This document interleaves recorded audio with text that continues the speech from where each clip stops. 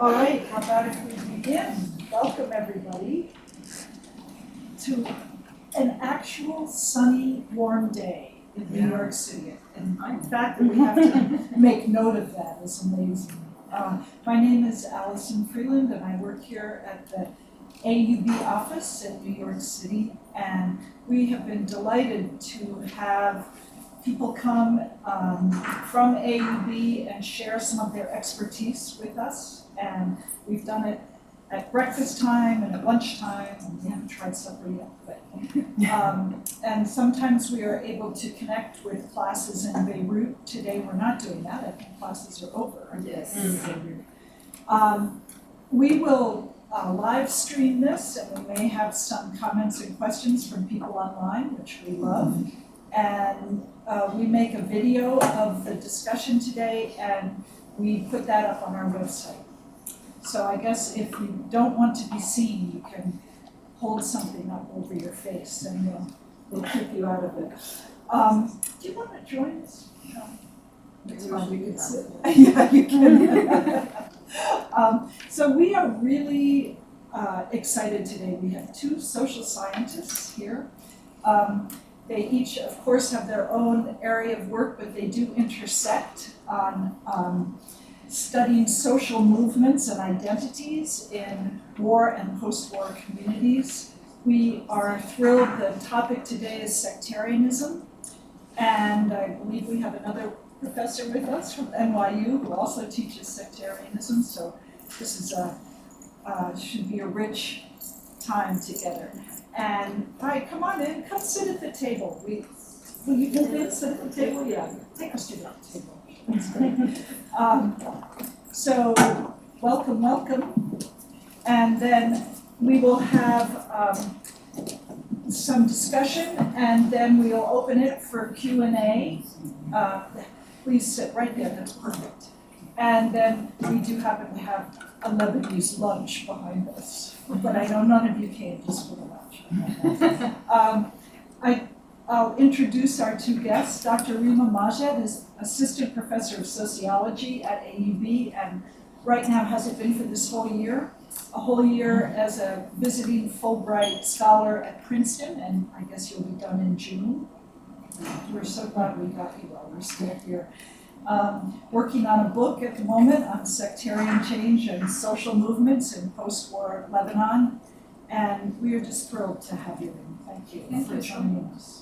And Dr. Sarah Parkinson, Aronson's assistant professor of political science and international studies at Johns Hopkins University, has been working in the area of the evolution of Palestinian militant organizations in Lebanon, and I believe you've lived there for a couple of years. Is that right? Absolutely. And our guests' areas of interest intersect in public health and looking at war and post-war societies and the movements within them. So we're just thrilled to have you. And I think we'll start with Dr. Rima Majed, and then we will turn it over to you, Dr. Parkinson, and then we will ask our questions. So thank you again. Thank you so much, Alison, for the great introductions and for the invitation. I also want to thank Rami Khouri, who's not here today, but for putting this together. And also my friend and colleague Sarah Parkinson for being here. I'm actually really thrilled that I'm discussing this with Sarah, because much of what I'll be doing today is pushing a bit against a paradigm that emerged in political science. So it's always great to have a political scientist who gives us a fresher look on things. Okay, so the title of this talk today really sums up what I'm going to try and tell you in 20 minutes. What is so deep about deeply divided societies? So today we're told that the Middle East is ravaged by sectarian conflicts and war. The Sunnis and the Shiites are after each other. It's a big conflict. It's an age-old conflict that dates back 1,400 years. This is what we read in the media. This is what we hear by, political analysts, by politicians. International NGOs have also kind of adopted that lingo of like the deep divisions in the Middle East and the deeply divided societies. Lebanon is a textbook case study in any research on deeply divided societies. Or so we're told, right? Iraq, too. More recently, Syria is becoming an interesting case. Libya, Yemen. So this really seems to be, the main lens through which we are looking at that region. There's a lot happening in the Middle East, but what really makes it to the headlines is how much people hate each other. There's a big problem of hate, and we need to solve it, right? So what is really so deep about those societies or those divisions? And what does it anyways mean to say that a society is deeply divided? I mean, does anyone know of a shallowly divided society? Because it would be interesting to compare in order to understand what we're talking about, right? And so we mean something very specific when we say deeply divided societies. But really, are these societies exceptional in any way? And does that make the ground for how we go on and think about policymaking? Is this how we write constitutions in the region? Because this is what we've been doing for a long time. So I'm asking these questions not to try and say that there's no sectarianism in the Middle East. And I think this is an old debate that really does not make a lot of sense. So the question really is not whether there is sectarianism or whether there isn't sectarianism, but it's more of what is sectarianism? What do we mean when we say it's sectarian? And I ask these questions as a sociologist because I'm trained to be very wary of those paradigms that try to simplify and reduce societies to one category. So as sociologists, we know that societies are very, very complex.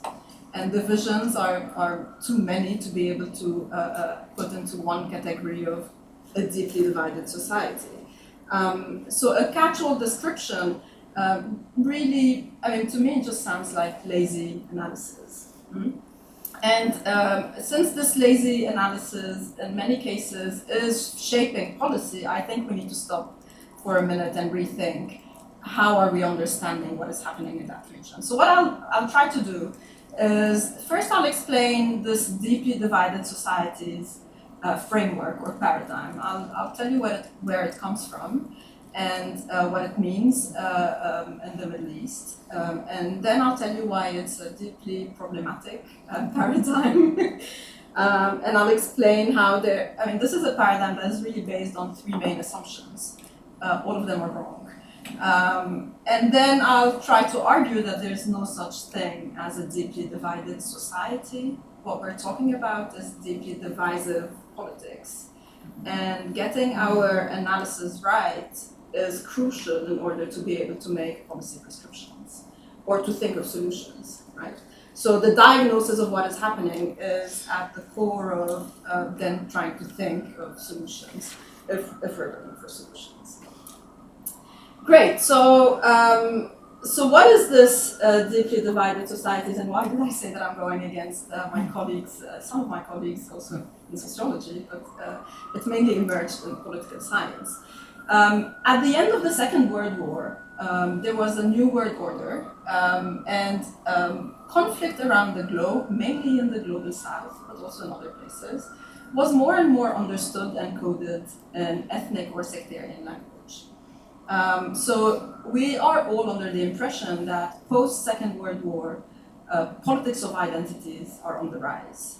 And at that time, so political scientists were really preoccupied in the 50s and the 60s with the question of democracy and stability.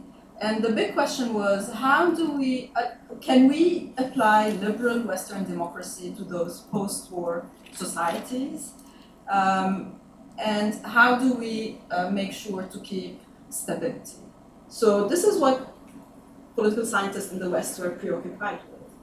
And the answer, of course, I don't think a big surprise to anyone here, was that no, we cannot just apply democracy there. We need to apply special types of democracy because these societies are exceptional. And so it became widespread to argue that deeply divided societies pose a real challenge to democracy and to stability, and therefore need a special type of arrangement. This is where theories of consociational democracy, in Arabic, demokratiya tawafqiyya, came about, and quickly it made its way. So it started as a discussion between political scientists, and just between parentheses, it started as a discussion about divided systems.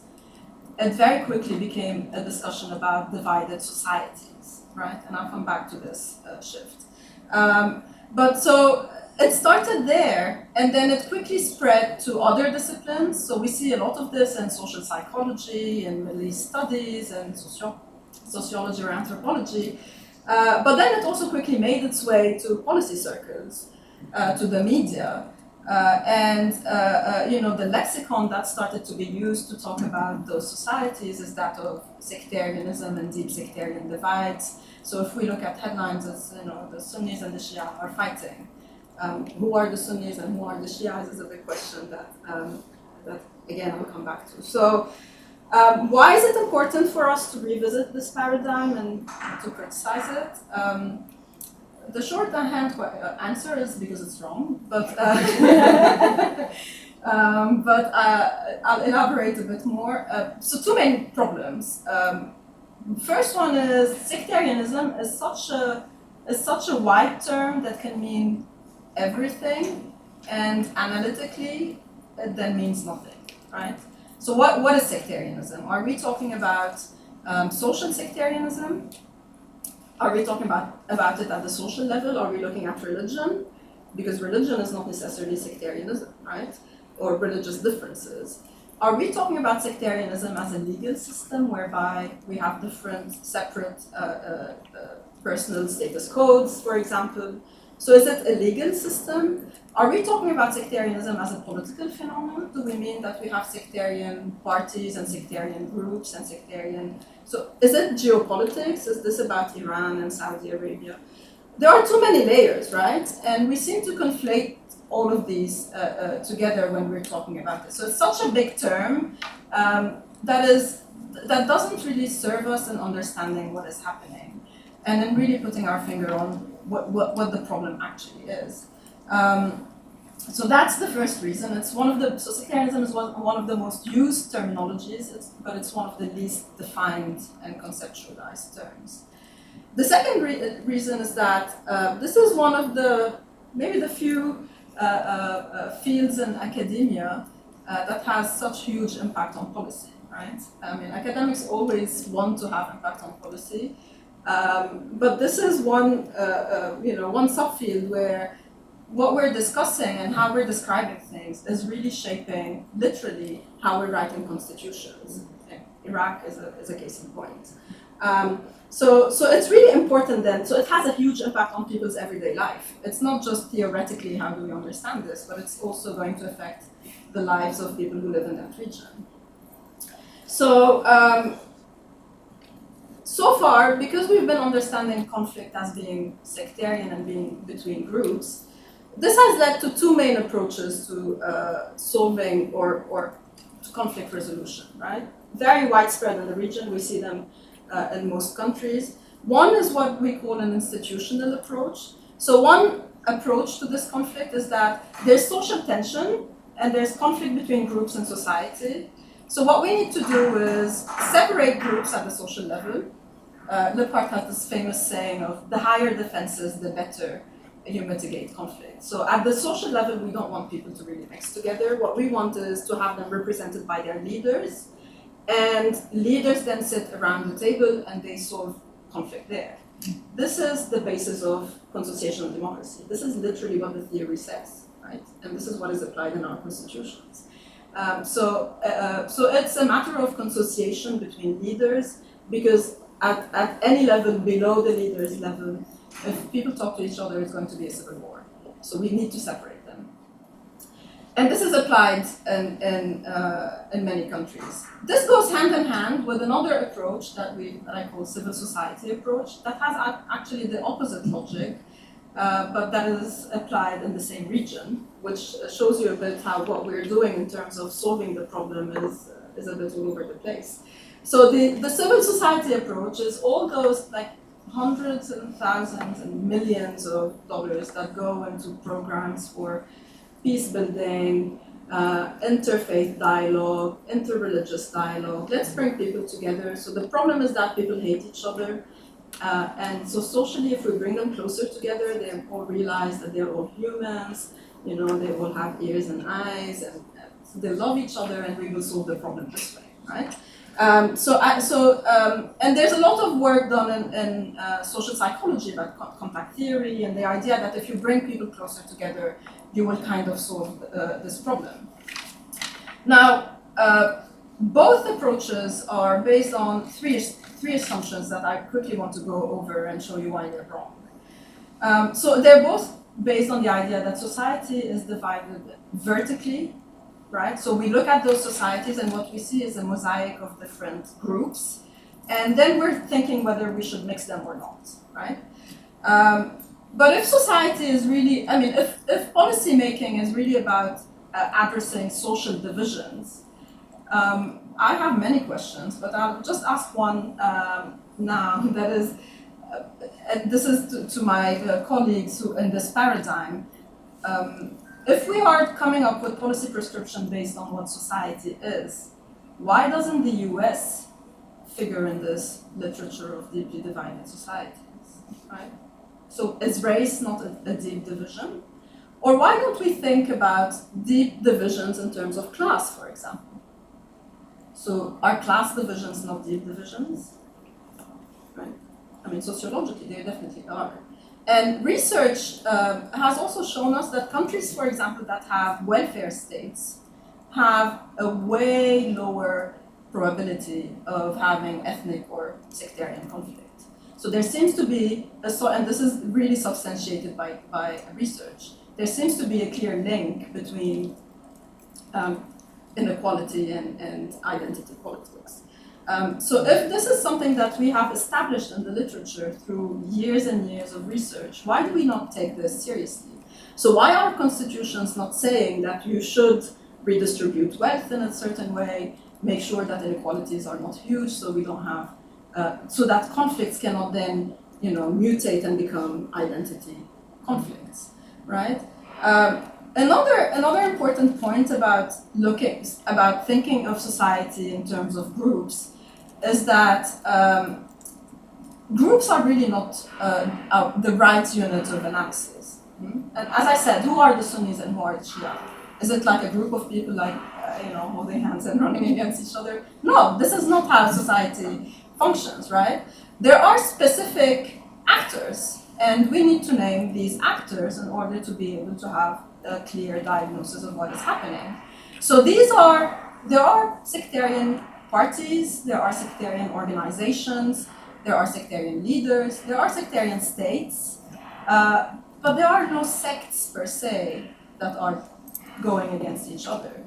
So again, if we know that what is happening is a conflict between actors and not groups, then shouldn't our constitutions, for example, just very basically, if we know that these are the people who are creating conflict, shouldn't the constitutions ban them from the post-war period? Simple, no? I mean, if a party is instigating sectarian conflict, and if we want to solve it, shouldn't we just ban that party or those parties? But this is not the way we're thinking about it at the moment. So this is the first main problem with this. The first assumption that it's vertical, and then how it all becomes interchangeable. So if we say, Shia, Hezbollah, Iran, these categories are used interchangeably, but they are very, very different. Same with Sunni, Saudi Arabia, right? So, and people socially use them interchangeably. The second assumption on which this paradigm is based is that these conflicts are enduring. I mean, the debate whether it's age-old, does it date back 1,400 years ago, or some people say no, but once it's there to stay, so we have to deal with it. And this whole paradigm is saying, we are realistic, we are pragmatic, we look at things the way they are, and therefore, because this is what it is, we have to deal with it. But surprise, surprise, this is not really enduring. I mean, just look at the history of Lebanon. In less than 100 years, Lebanon has had 4 main shifts in sectarian dichotomies. From Druze Maronite to Sunni Maronite to Christian Muslim to Sunni Shia, right? And with every shift, there's a war, there's a new war that pushes us to write a new constitution to redistribute power based on the strong reading of what is happening. So clearly, these are not enduring or stable dichotomies. They change a lot, and contrary to what we think, if we just have a longer look at history, it's very clear that these things keep on changing. So why base a policy prescription on something that is so unstable? The third assumption is that once you have those divisions and they're deep, those societies become more prone to violence. And the idea is really that diversity breeds violence. So whenever we have a society that is diverse, we should be scared because it can, flip anytime. And again, this is not true. I mean, wars are not social explosions. A civil war is not just it's not a social explosion. It's definitely a political decision.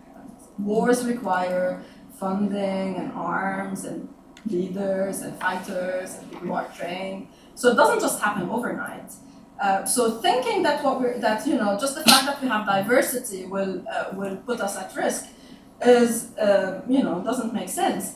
Especially that this same understanding goes again hand in hand with its opposite, which is we're so happy we have diversity and it's great. So if we so we have to decide, we either like diversity or not. But in any case, I've done some research. Part of my upcoming book looks at May 2008 in Beirut, Sabha Ayyar. And I interviewed people who participated in this episode of violence. And most of what they tell me is not really related to sectarianism in the sense of sectarian hatred. So some of the most socially sectarian people I've interviewed are people who have not participated in violence. And some of the least sectarian ones have actually participated. So what drives people to participate in violence is not directly an identity, right? And everyone has an identity. Why doesn't everyone then participate in war? If it's identity, that simply, right? So it's clearly an intersection of different variables that we need to look at more carefully. And this is where, my criticism of the whole discourse around coexistence, I'm not trying to say coexistence is wrong, I'm just saying it's not necessarily coexistence. It's actually, in many cases, it's just existence in settings where the salient divide is maybe not sectarian. There are always divisions in society, but the coexistence assumes that there's an active effort at living together. And in many cases in the history of most of those societies, it really was not the case. So this will bring me to an end. So what I'm trying to say here is, as I said, it's not about deeply divided societies, but it's more about deeply divisive politics. And I'm trying to argue that we're conflating two things. We're conflating the social level with the political level. So just having a social divide does not automatically translate to a political divide.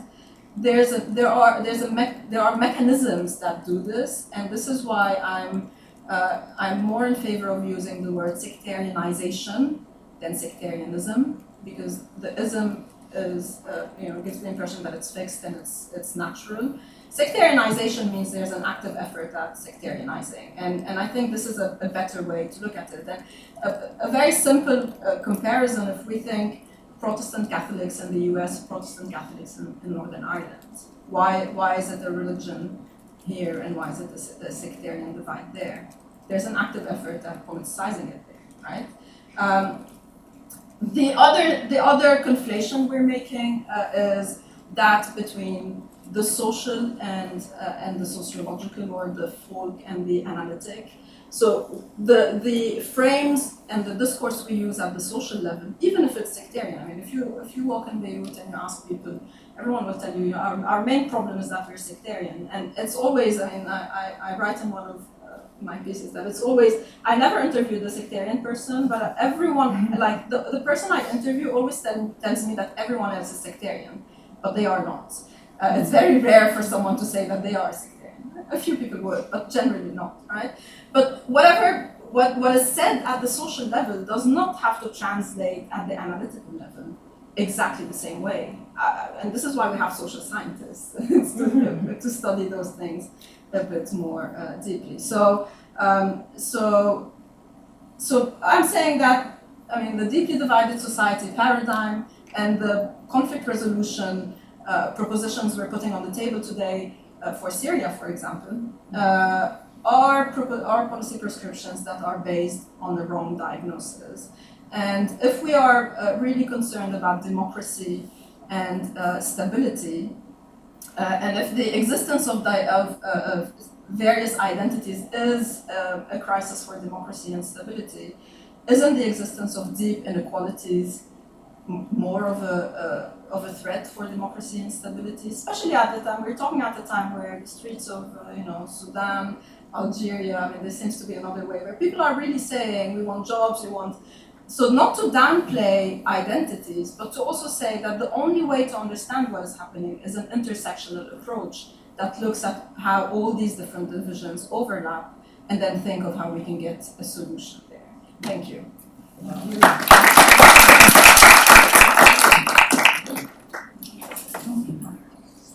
Okay. Well,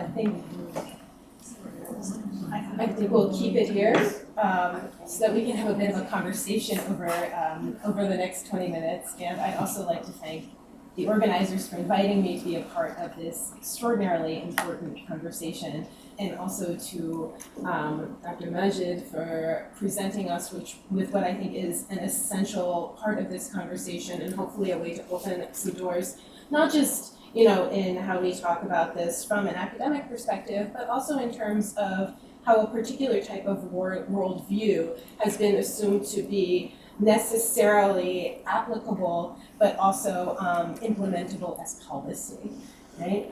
And there are a couple of different things that I'd like to talk about in the next 20 minutes.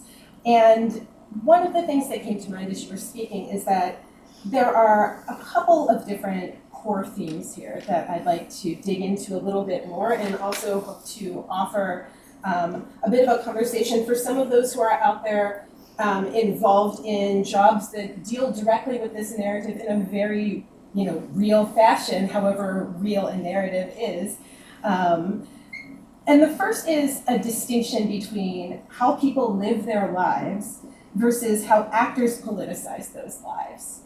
And when I think about my own work, much of which took place in South Beirut, in Saida, and in Sur, I think about the fact that most of the Palestinian families with whom I worked, who were largely either Sunni or Christian, some were Shia in the South, were consistently intermarried with Lebanese communities, whether Christian or Shia or Sunni. Right, and that these ostensible lines, even within the Lebanese system, which would say, okay, you go to you go to whoever to get married, and you ostensibly marry someone within your group, were just immediately thrown out the window. That all of the assumptions that people made about the Palestinians speak the Lebanese or whatever is complete, just did not at all play out on the streets, right?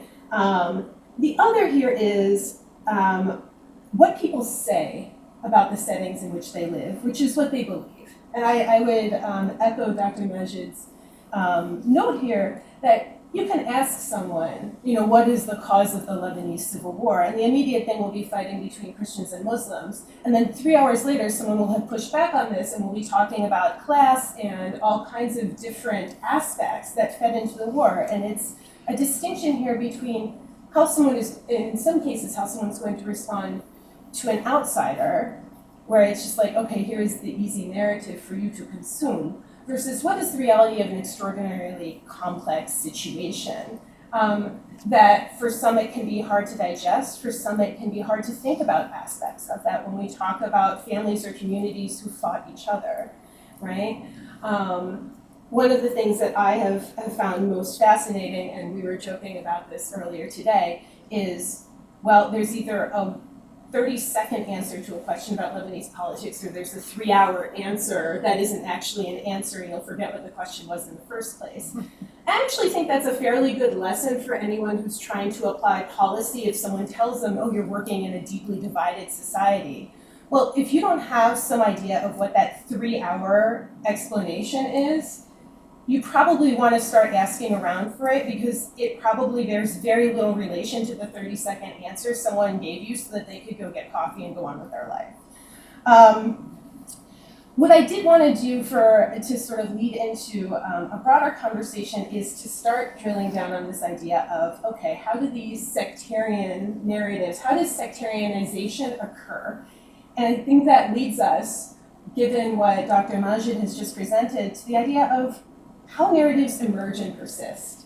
And what struck me as particularly interesting recently is I've been interviewing journalists in Iraqi Kurdistan and in Iraq, and there are two different ways in which they talk about reporters who are based in Lebanon, which I find very interesting. I say I've worked in Lebanon before, and this elicits one of two reactions. The first is, it's fantastic when people come here from Lebanon. They understand that our society is complex. They don't take anything for granted. They know that there are nuances. They assume there's corruption, so they don't have to ask about it, and they're informed.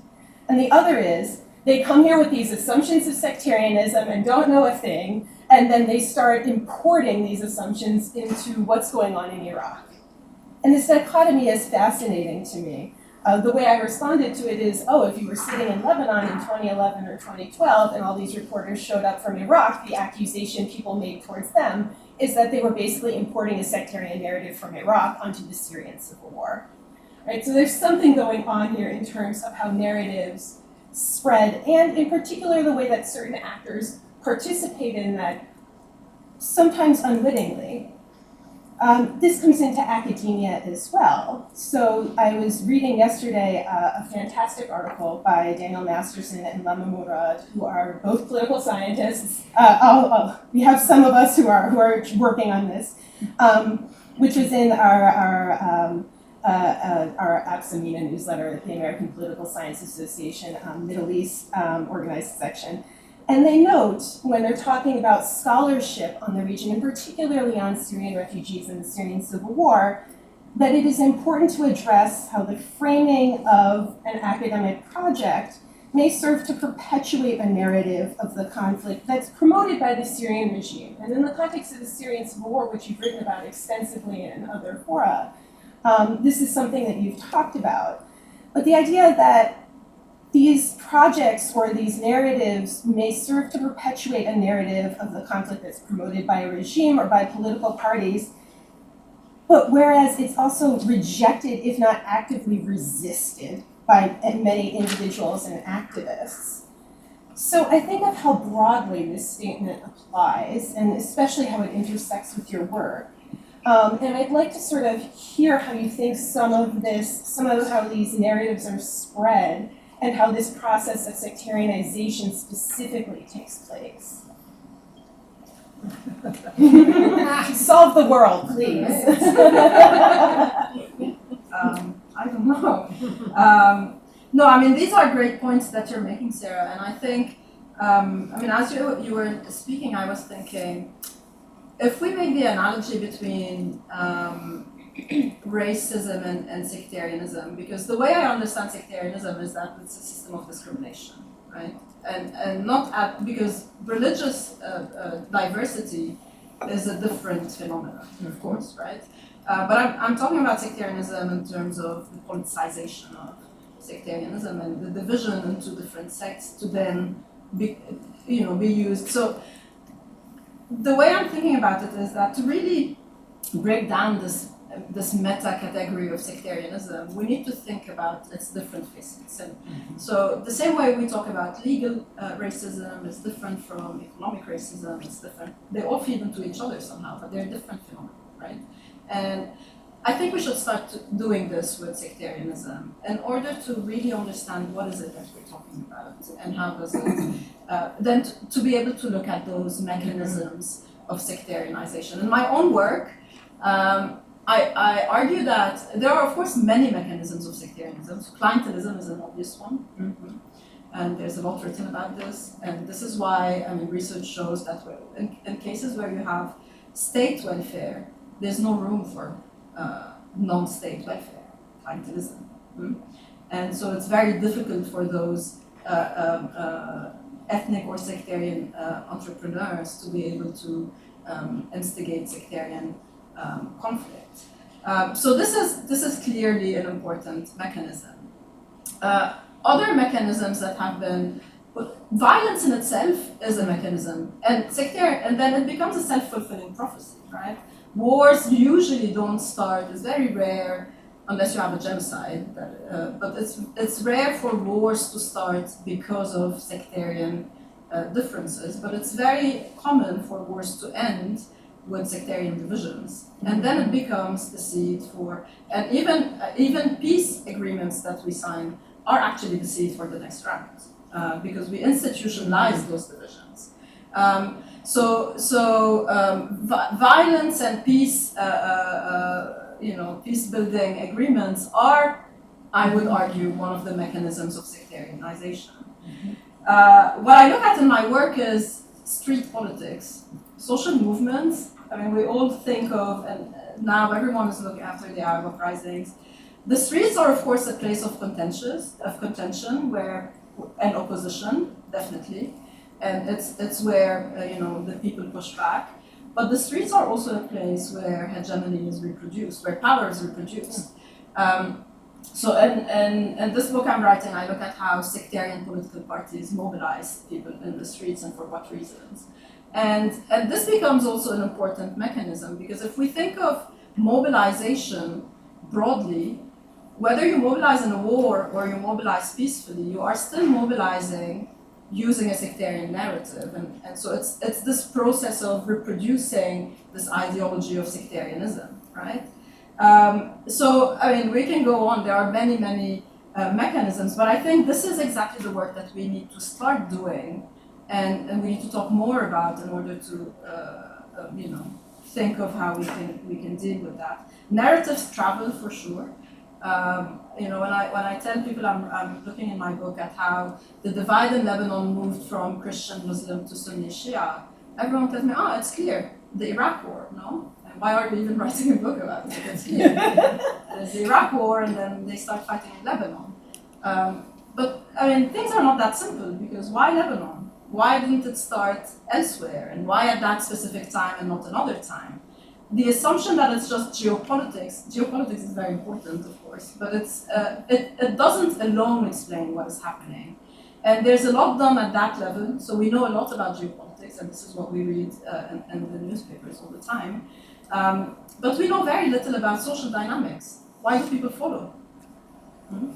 I mean, the assumption that people are just ignorant is wrong.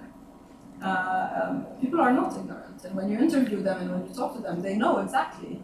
But people do make calculations, and people do think about their own interests, and so therefore there is sectarianism from above, but there's also sectarianism from below, and they feed into each other in those mechanisms of, clientelism, etc. So I think it's important for us to look at that, and what you were mentioning about journalists who travel in these different places, how things get covered, is very important, because this is how narratives are shaped. But this is also, I would also say that it's also, civil society that reproduces those narratives. It's activists in many cases. It's people who have good intentions. It's not just, it's not just a vile project. It's not a conspiracy of they're coming to get us. It becomes part of our everyday life, and these narratives become so readily available. It's like fast food. It's an easy, right? I mean, it's an easy way of describing what is happening, and then it becomes a very simplified way. And the more you simplify, the more you buy. The more you can sell a concept, right? The more complex, the more people don't want to listen to you, because it's too complicated. But if you tell them, it's easy. It's people hate each other based on identity. Great, right? So this is really, I think, what is happening. I've been now in the US this year for a year, and every time I say I'm from Lebanon, when people recognize where Lebanon is, I'm asked, oh, so are you a Muslim or a Christian? So this is really how these narratives then become part of our everyday lives, and then we just freeze them, and whenever we mention that region in the word, we open our freezer, we get that Tupperware out, and this is what you're served, right? Tell me which group you belong to, so I can know everything about your life. Once you tell me which category you belong to, I'll know your politics, I'll know where you come from, I'll know everything. And of course, I mean, there is some aspects of Orientalism in this, and like how but there's also a lot of internalized Orientalism. We also do this in the region. Lebanon, I think, is a specific case where you're always asked. I mean, people are looking for social indicators about your sect, because sect means too many different things. It means politics, it means socially, it means class, it means, of course, they don't always overlap, but it could mean all of these different things. So, and it's interesting that you mentioned Iraq, because I've also started doing some work in Iraq, and Iraq and Syria are cases where people still push against the sectarian. So usually the answer you get is that there's no sectarianism here. Until you dig it a bit deeper, and it's to me it looks a bit like Lebanon in the 1940s. I mean, Iraq and Syria. It's like sectarian. It's like the institutionalization of sectarianism in the making, and this is the beginning of how once you put it in the constitution, once you institutionalize it, once you create political parties around it, well, it's there, and it becomes difficult, not impossible, but difficult to get rid of it. Okay. So I actually want to pick up on this point about good intentions, because I think that one of the really important aspects of what you're saying is that this is not a lot of these actions and practices that people engage in that work to perpetuate both narratives and this reinforcement of what we might say is group boundaries. It's not done by someone who's sitting there calculating like, yes, and I will take over the group and they will all be under my control. But it's done by people who are actively trying to help, which is a really interesting and I think important point here. One of the things that I think about, for example, when we talk about fast food, and that other academics have critiqued, is the way that it's very easy to see the way that people use specific terminologies that you and I might identify as processes of sectarianization or the perpetuation of sectarian narratives, but might be easily accessible and digestible, in fact, for a broader audience. So, for example, I think of the term, when people use the term Hezbollah stronghold to refer to Daesh, right? And this is a term that has political implications, specifically for targeting in some cases, but talks about, a broad swath of a neighborhood that is much more diverse and has more diverse political actors in it, but also the idea of a stronghold. Or we think of the idea of Iranian-backed Shia as it's been applied to groups in Iraq and Yemen, where the reality, as we know with, for example, the Houthis, is much longer, and to call them Iranian-backed Shia is to, in fact, adopt a narrative that the Yemeni government has been using for over a decade in order to justify actions against the Houthis. Now, how that has developed since is a different question. But I think that my question here is, what are some of the ways in which people can get around using these labels, or what is their truth in them, and how would you consider them to be inaccurate? Okay. Yeah. The interesting thing about you mentioned the Hezbollah strongholds as an example, and there've recently been a lot of debates around whether this is a description we should use or not. And what we're doing politically with this description is definitely not justifiable, but it's not completely wrong. So if we think of, let me go back to what I was saying before. If we think of these different categories have boundaries, right? So this is the boundary of the Shia, this is the Dahi, this is... At some point, these boundaries overlap. And they become interchangeable. And I think this is the mechanism. So this is when then the Dahi becomes equal to Hezbollah, becomes equal to Shia, this is how the process of sectarianization happens. We start to use them all as being the same. But it really depends what is the context in which we're using them. If we're using them to describe how there's a certain party that controls a certain neighborhood, whatever, and there are many parties in Lebanon that control different neighborhoods, that's fine, right? And it's quite accurate to say that, we all know the geography of those different parties. But if we're using it to justify bombing Dahi, that's a different story, right? Because if our target is an organization, then the organization is not the neighborhood. And this is why I'm saying having the right categories or looking at the right unit is at the core of not making those mistakes. So to answer again your question of good intentions and people who try to help, I think there's nothing wrong with trying to help. It's good. And I mean, I'm not trying to say that all these initiatives are bad. In many cases, aid initiatives and humanitarian initiatives are good. I just think we need to change our expectations. They're not going to solve the problem. They're going to make maybe, it's maybe a good holiday for some teenagers who can make new friends and discover new things about different regions. And so culturally, it's important.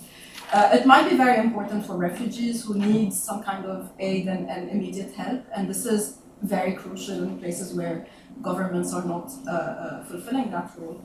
But these initiatives will not change neither geopolitics nor the dynamics of politics at a higher level.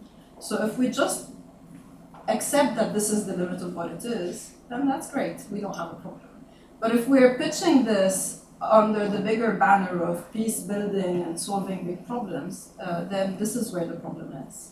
So I actually, you want to open After it? this, I wonder if we can. Yes. So this actually gets to a point that I very much wanted to make, that is about how people live their lives, and I guess more importantly, how people want to live their lives. Excellent, I'm good. So about how people live their lives and how they want to live their lives. So I think there are two things that have recently sort of been influencing my thinking. One is a study of women in Diyala in Iraq who were responding to a lot of very well-meaning programs that happen to empower what people might broadly refer to as traditional authorities. Tribal authorities, community representatives, religious authorities, and of course this is a huge discussion in Iraq right now, right? And what the scholars who wrote this article found was that women actually didn't want to be represented by traditional authorities. It turns out that, perhaps unsurprisingly, there are some consequences for women when certain tribal authorities or community representatives, religious authorities, what have you, run things. And that gets us to a sticky situation between representation of, is it a group being represented, and to what extent do individuals within that group get a say, right? In that, women wanted to live in cities and not go back to the village and wanted to work. And a lot of this came into tension with how they were being represented in this more, air quotes, traditional paradigm. The other has to do with some interviews that I had the opportunity to do around Mosul and in various areas where IDPs are living in Iraq, where when you ask people what big issues are in their lives, sectarianism isn't what comes up, right? People are going to talk about economic opportunities. They're going to talk about the fact that their fields are mined and they can't go back to work, but their children also can't go play outside, right? They talk about security, and that might not be a question of, a particular armed organization. It might be a question of, I can't trust the police, right? When you ask them what they want, they don't say, a program that will make me love my neighbor. I get along great with my neighbor. We spend, and this is literally someone said to me, like, we talk all the time in the salon. Like, it doesn't actually matter who's Sunni and who's Shia and who's Christian and who's whatever here. What matters is that we need political change. So my question to you is, how is there such a huge divide between what people will say and report as their lives and their aspirations and what policymakers have diagnosed as a problem of sectarianism and social fragmentation? Do you want to take a few questions? Or? Yes, and then we. And then I'll try that to, one? yeah. Yes, do you have one? Yeah. So I think, yeah, I guess my question, like, I mean, I think there is like issues with categorization. The roots of the word pigeonhole come from colonialism and forcing people into boxes. But I think my question is like, I just feel like the issue of who has power is not being addressed, and like divide and conquer literally means like cultivating divides because for power. But like I feel like there should be more of a discussion of how capitalism invades this space and how like regardless of whether, because your first point about there is no mildly divided society, but like why do these divides exist? And it should be like, I think there should be more of a discussion about class and like capitalism and how capitalism impacts sectarianism. And just what are both of your thoughts on that? Should I go? Yeah. Great. I like your question. Definitely, and I think I tried to touch on that, saying that, you know, thinking along with someone like Nancy Fraser, is it about identity? So is it recognition or is it redistribution that we're talking about? And we have a historian with us who probably can say more, but it's I think in both cases that I know well, Lebanon and Iraq, historians have done a great job in showing us how the politicization of sectarianism. So when sectarianism became, so at the social level it has always existed in the sense that people belong to different communities, right? But it became heavily politicized with the emergence of capitalism. And I would add to that, so I think that today it's not just about sectarianism and capitalism, but it's also very much about neoliberalism and sectarianism. Because what we're saying, and I mean I had it in my notes somewhere, I forgot to mention it. So how these conflicts are ending, whether it's Lebanon or Iraq or Syria or Yemen or Libya, what we're seeing is that those post-war agreements that are writing new constitutions, guess who's also on the table? The IMF and the World Bank. And they're telling those countries, no welfare state, you need to implement neoliberal policies, which means that the state rolls back, and it's those, and that's why I call them entrepreneurs, politicians who then can cultivate these different divides. So definitely this is something that is very important, and this is exactly why I'm saying focusing too much on just the identity aspect of things without looking at the structures doesn't get us too far in understanding what is happening, because identities exist everywhere. I mean, in the US, in Europe, in the global north, everyone has an identity. Why isn't it the same? So of course there's this. Sarah, I think I partly answered. Yes, I mean just about the point that people don't trust the police and people don't trust and people want political change. Sectarianism is very much about the state as well. It's the state really that cultivates sectarianism and opens up those spaces for sectarian leaders, and so there is definitely. I mean, there are many jokes in Lebanon about where's the state and what does the state do, and, but yeah, so state and capitalism, neoliberalism are big categories to think about and to understand what is happening. Do you want to comment on that too? And Sarah, let me do this, give you a little freedom of movement. Yeah, you can have that all to yourself. So when it comes to capitalism or any sort of economic system, I don't think that sectarianism only exists under capitalism. I think that certain forms of sectarianism are only going to exist under capitalism, to be clear.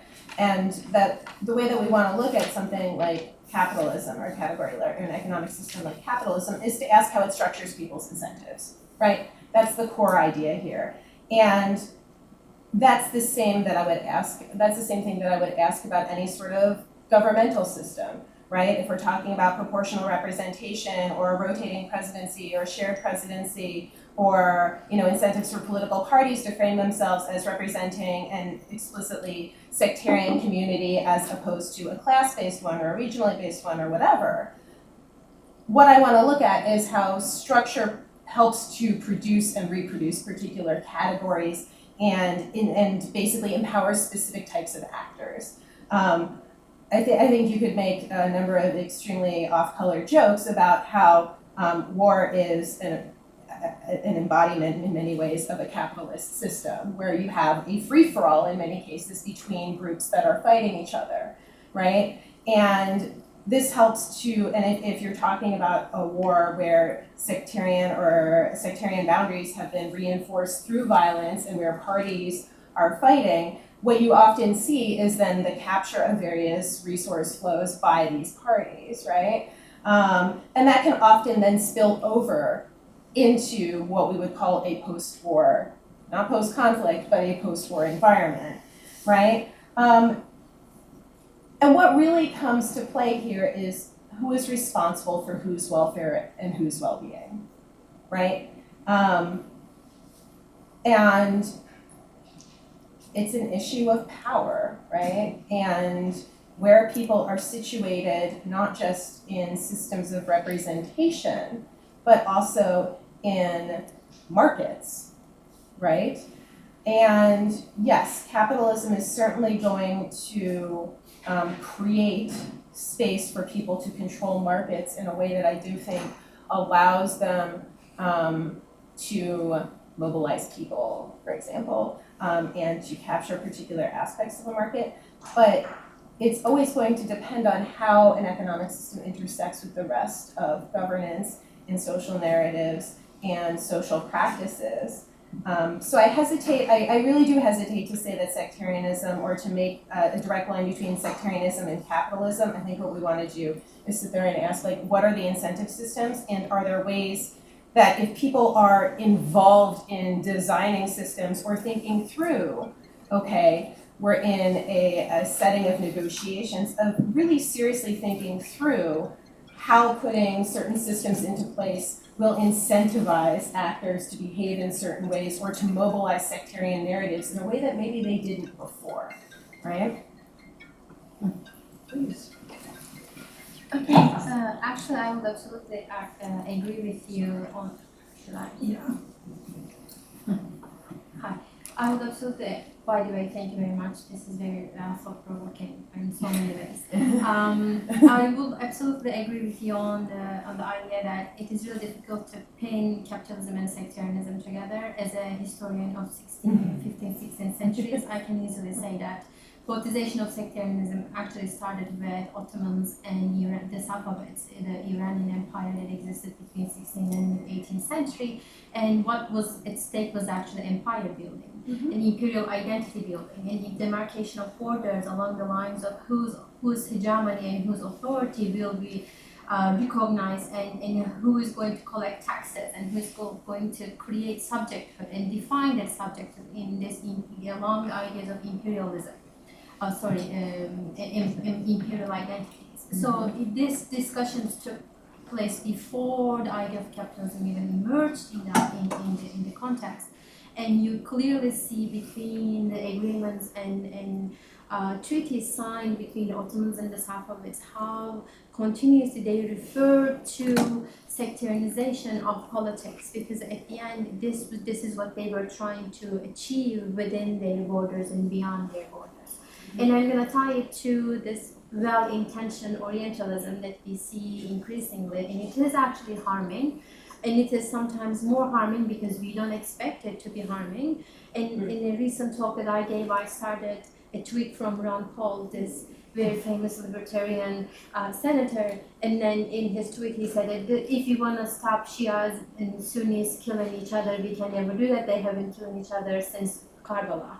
And then this is, of course, this is a trope that he's not the only one using. This is shocking but not surprising. But to me, what was surprising was that as a response to his tweet, a journalist, American journalist, writing for Middle Eastern newspapers, saying that, well, you are wrong because Shias and Sunnis were living harmoniously, and this is a verbatim, harmoniously under the Ottoman rule. We need to blame Imperial Europeans and their colonization for sectarianization and sectarianism. So this is from the facade. Oh yeah, you see, he's understanding and he's not buying into the trope of this age-old, very enduring conflicts. But it is equal, if not more problematic, to say that yeah, this is Europeans bringing colonialism, and with that sectarianism, they were living harmoniously before the 19th century, 20th century. Ottomans is an example. So if you actually read about the Ottomans, you are going to see that politicization of sectarianism and sectarian identities were there. And of course there were ups and downs, but you cannot really just start with Europeans, and you cannot really just start with capitalism there. But I have a question actually. And my question is about another trope, this arbitrariness of borders in the Middle East, right? How these borders were created between, let me take back. So under the Ottoman rule, of course, there was one Syria, and that greater Syria included Lebanon, Syria, Palestine, Jordan, Israel, etc. And then the Mandate system, and what came after that, we have this arbitrariness of border and demarcation of borders between Syria and Lebanon and Jordan and Iraq. But now I feel like it turned into another trope, blaming these boundaries and borders and their arbitrariness with the idea that Iraq actually should be divided into three, and Iraq should have a Sunni part and a Shia part and a Kurdish part up north. And this is what is happening with Lebanon. If Lebanon wasn't created the way it was created, the civil war wasn't going to happen, and it wasn't going to be divided society like it is. So what can you say about this new trope that is emerging in the Middle East? Not from the people that we can easily identify as the wrongdoers, but actually people that we identify as well-intentioned ones, and the ones who are trying to understand the systems and the societies and the situations in the region. Can I? You want to take on Sykes? Yeah, that's, yeah, okay. Let's say we have maybe 10 minutes. Okay, I'll try to make it shorter. I take both your points about capitalism and colonialism, but I don't exactly agree, and I'll tell you why. Because first it depends on what we actually again mean by sectarianism, and second it depends on when we all think that capitalism started. But so I think, of course, under the Ottoman Empire, the processes of sectarianization had started, right? The millet system, and then, but I think it's around the Tanzimat, or this is the argument that is in the literature, that it started to become more politicized. The fact that, in terms of a legal existence and in terms of taxation, different groups are treated differently, is what I would call the legal sectarianism. I'm not sure it's exactly political sectarianism, because political organization around sectarian identity, I think, started later. Again, I mean, I'm not a historian of the Ottoman Empire, but I also think, so of course the Ottoman Empire was a critical juncture for these divides to emerge. But I also don't think that we can say European colonialism did not play a role. I mean, when constitutions were written in the region, that was in the period of the 90s, maybe, right? So I think, again, so that social sectarianism has always existed. Legal sectarianism has started to exist at a certain point. And I think political mobilization and organization around sectarianism happened at a later time. And I think this is also because political organization started to take different shapes with structural changes in the economy. With the shifts from agrarian societies to more markets and from peasants to commoners to then more capitalist societies, the way people organized politically became different. And I think this is important, and why I think after the 19th century and with the clear invasion of capitalism, although I think it started earlier, but when capitalism really emerged in the region, it did affect sectarianism. And we see this through different things. One is, for example, there's this liberal turn and understanding. So rights are okay. So if you are organizing around LGBT or an identity, women's right, and of course this is great, but the rights discourse, the legal discourse around mobilization became what is accepted, and other types of organization started to decline. Unions, for example. So I'm looking at unions in Iraq, and if you look at the story of what happened in 2003 and how unions were clearly, there was a clear decision to end unions. They had just started after the fall of the Ba'ath regime. But anyway, so I think these dynamics are intrinsically linked to capitalism as a system.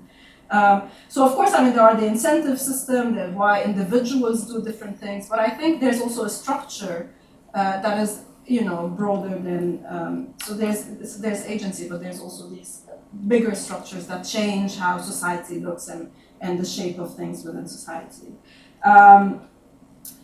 The thing with borders is interesting because, however, if we keep on doing this game, we will end up with a state for every person.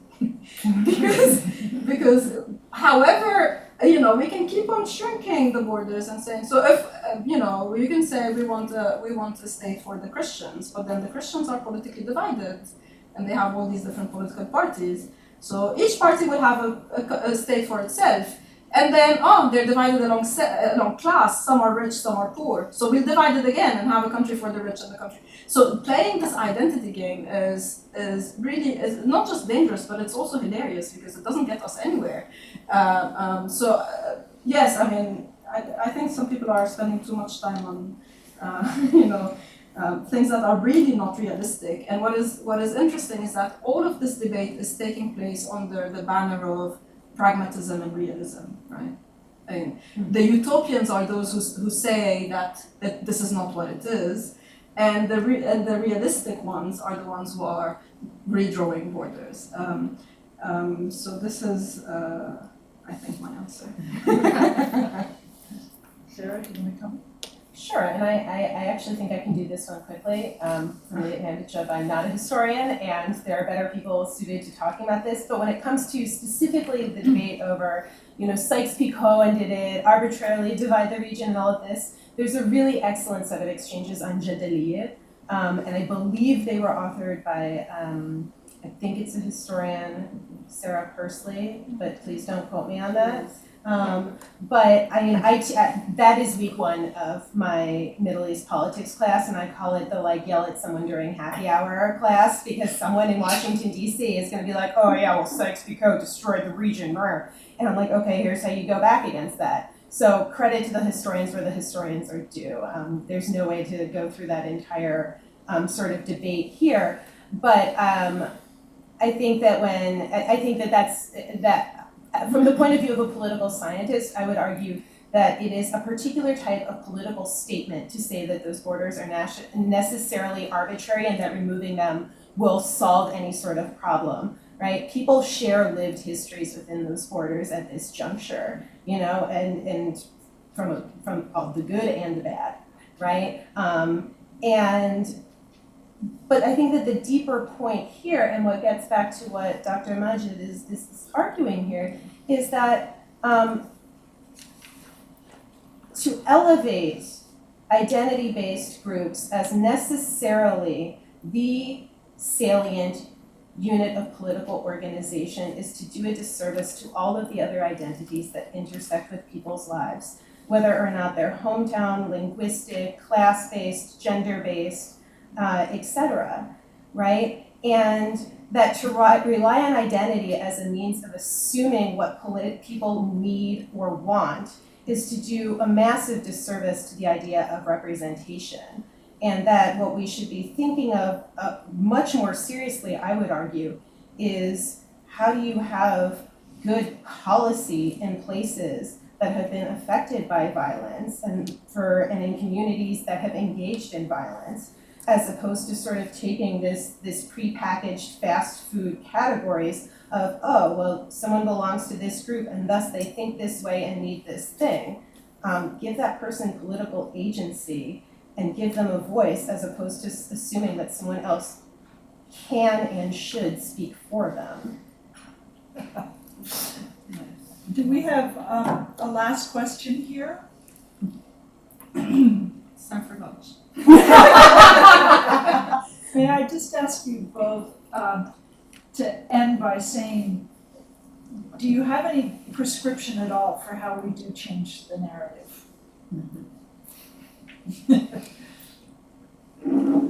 One step, one small step. I tried to hint at it. I don't think I'm not going to say there isn't a small step. There are always small steps, but I think we're talking about sectarianism as a whole system, right? So we can do little things here and there, like, for example, making sure that as analysts, as journalists covering the region, we don't use those categories, and we try to be more accurate in what we're describing. If it's a political party, name the political party, don't name the group. So these are little steps that we can do to change a bit of the narrative, but I think changing the system requires changing the system, right? And when I said, why are these post-war agreements not paying attention to what we know through research, right? If we're writing new constitutions, take into account that inequality is very important in those conflicts. So if you want to solve it, don't just bring a religious leader and a sectarian leader, but think of how you're going to redistribute wealth in order to solve some of the main structures of that problem. And that this is not going to come from within the system, so I'll leave it there. Sarah? You know what, I largely agree. And maybe the way that I might phrase it when all of us are thinking as scholars, as participants in political systems, as journalists, as humanitarian workers, as policymakers, is identification is distinct from identity, is distinct from a group, is distinct from an organization, right? And that often, I think that people take a lot of shortcuts when they want to do things for groups, but they're really talking about an organization, right? And this gets to if you're saying if it's a party doing the work, it's a party doing the work, name the party, right? And that these are systems. It's not just okay, let's do a social program and now everyone likes everyone else, because you're doing that social program within a larger context where people want to live their lives and have to negotiate their lives in a much bigger spectrum of interactions, right? So you can't expect people to exist in a program and to make friends, but then to go home and say, you know what, I need to get my kids to school. I need to put food on the table. I need to take care of my grandmother who's ill. We have to take people as people and expect them to live their lives in a way that is respectful of what their families and friends need, as opposed to what we want as policy outcomes from a particular program. So let's not keep trying to, quote unquote, solve things with one program, because I think that really sort of acts as an excuse for not addressing larger systemic issues. Thank you, Sarah. I thank you. Thank you, Rima. Yes, thank you both so much. And I invite you all to stay for a conversation, and there's food out in this hallway, and I think we should give a round of applause.